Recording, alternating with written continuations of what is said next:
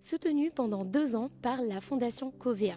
L'association Adopte une asso accompagne les personnes en situation de fragilité vers l'engagement associatif. En créant du lien et en se sentant utiles, elles retrouvent confiance et elles trouvent leur place dans la société. Découvrez maintenant l'interview de Ségolène et Amandine. Adopte une asso, c'est une association qui permet à des publics en difficulté de faire du bénévolat.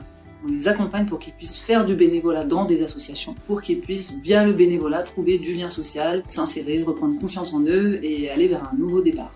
Les publics qu'on accompagne, ce sont des personnes en situation de handicap, des jeunes en rupture de parcours, des personnes sans emploi ou en insertion professionnelle, ou des personnes nouvellement arrivées en France sur notre programme Exilés. On rencontre les personnes en situation de fragilité principalement via des partenariats qu'on noue avec des structures qui accompagnent ces personnes. On rencontre les personnes qu'on va accompagner souvent via des ateliers qu'on organise pour sensibiliser à ce que c'est le bénévolat, à quoi ça sert et surtout montrer l'étendue des possibles selon les compétences et les goûts de chacun.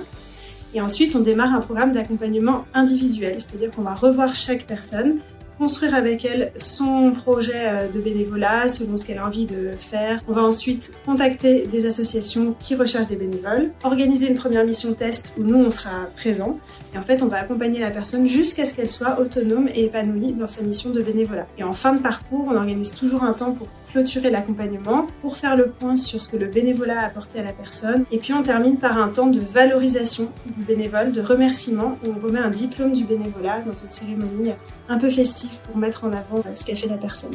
Il y a tout type de missions, ça peut aller aussi bien des missions de jardinage, des collectes alimentaires, de l'animation d'ateliers, de marche de ramassage des déchets, c'est aussi bien des missions régulières que ponctuelles.